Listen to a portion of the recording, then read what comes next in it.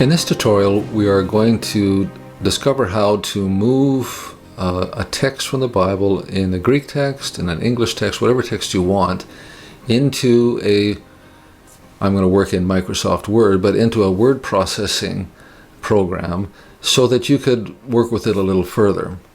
So in our previous tutorial, I'm just going to go back to where I was, under Layouts. Here's a snapshot of where I was last.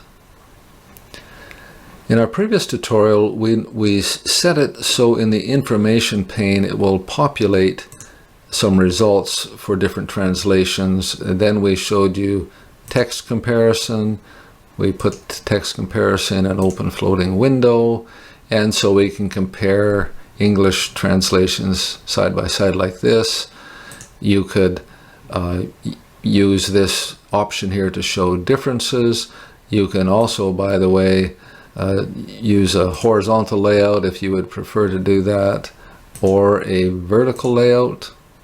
So you can change these kinds of layouts. If you let it go to automatic, then it changes them depending on how wide you have the screen set. And so that's one way to do text comparisons. I find it beneficial to do text comparisons by working with the text hands-on in a Word document. So we're just going to close this. And so let's just imagine we're going to close the Greek New Testament as well and have the ESV cover this whole pane. We'll close the information as well. And we want to put this text, Matthew 13:52, just one verse, Matthew 13:52, in a Word document, and we're going to compare some English translations. So what we want to have open now is the copy menu. So if we just type open copy, wait for the menu to populate, show copy Bible verses, click on that, left mouse, and this is how you copy Bible verses into your word processor. So if we're over here in this pane and we select Matthew 13:52, it's going to copy Matthew 13:52. And so it's set by default to follow the pane you have open on the left-hand side. So I want 13:53, it's going to select that. I want 13:52, it's going to select that. Notice, however, it's going to copy it fully formatted from the ASV. Well, that just happens to be the last time I used this copy program. That's what I had it set to. So I want to change this to the ESV, and I want to copy this fully formatted to Microsoft Word, or you can select WordPad, WordPerfect, or some other format, but I have Microsoft Word. I'm just going to select copy and paste. Now I don't have a Word document open. Actually I do. My instructions. I'll close that. Now I have no Word document open. I'm going to hit copy and paste. What's going to happen? So I hit copy and paste. It opened it on my other monitor. Here it is. And it simply copied and pasted, red letters and all, our text into a Word document. And so let's just minimize that. So that's fully formatted from the ESV. So if we had selected a larger block of text, verses 50 to 52, copied and pasted it, and see what that does.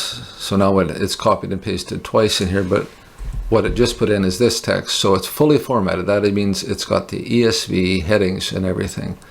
So let's just get rid of those, and we'll leave a blank Word document. We'll leave it kind of up in front of us. And so we want to format it without, fully formatted. So if we scroll down, and we could just say Bible text only or simple paragraphs. Simple paragraphs works fairly good. And so now we have copy, simple paragraphs from the ESV to Microsoft Word, copy and paste. And so now it's in Microsoft Word, and it's in a format that's not fully formatted. So if you want to do comparisons here, you could do them any number of ways. You could put the Christian English, Christian Standard Bible below that and the King James Version below that, and compare them that way. What I prefer to do, however, is to put them side by side. So let me show you how I would compare, let's say, 3 or 4 different English translations at the same time. So this turns into a bit of a Microsoft Word tutorial as well. So if we go layout, set the margins to narrow, the orientation to landscape. So now we got a wide screen, and now I'm going to insert a table. So we're going to compare, we'll just compare 3 translations. So we have a table with 3 boxes open in. So my cursor is flashing in the first one. So I will go back to Logos Bible Software, and I'm going to put the ESV in this one. So I'll just go copy and paste. And then I go back to the Word document, and there it is, Matthew 13:52. Well, I want the ASV in this column. So I move the cursor over there. I go back to Logos, and I change this to ASV. I go copy and paste, and the ASV is over here. And let's say I want the King James Version, or I will go to the Christian Standard Bible, and we'll copy it there. We'll go over here, and we'll go Control V, we'll paste it in. So now we have the ESV, the ASV, and the Christian Standard Bible side by side in a Word document, which may make it easier. So we can do our own highlighting, we can manipulate the text around so we have things lined up so that we can see these. So you could simply break this out. And he said to them, therefore every scribe. So we want what this translation does kind of beside that. And he said to them, therefore every, so we got up to there.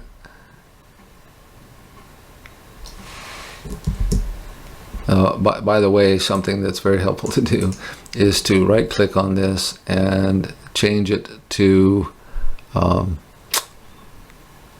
line and paragraph spacing, line spacing options, go to 0, single, okay. Do that for each one of these.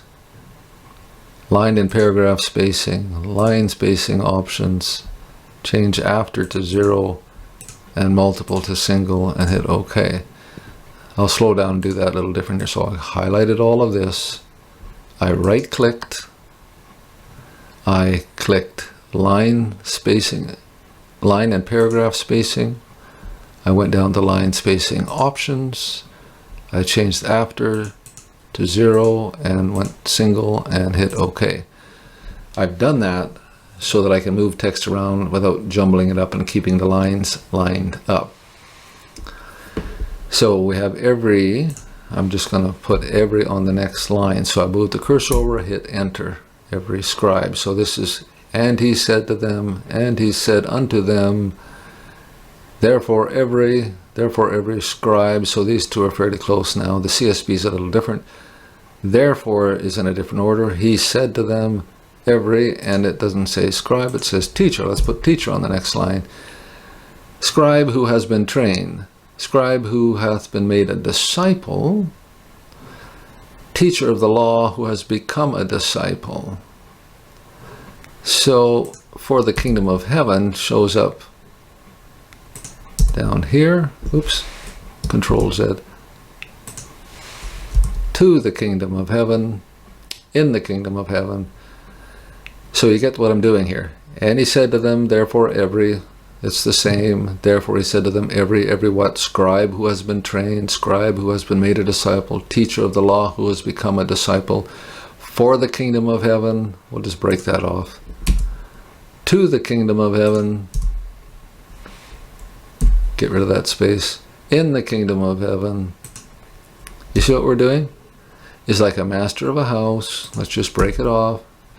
Is like unto a man that is a householder, is like owner of a house, who brings out of his treasure, break that off, who bringeth forth out of his treasure, who brings out of his storeroom treasures. Let's go change that. They've supplied a word here. treasures new and old. Bring out of his storeroom what is new and what is old. So now we have compared these three translations side by side. And now we might want to say, well, what about the Greek text? And so we can go back here, and we're going to go and we're going to change this to the Greek New Testament.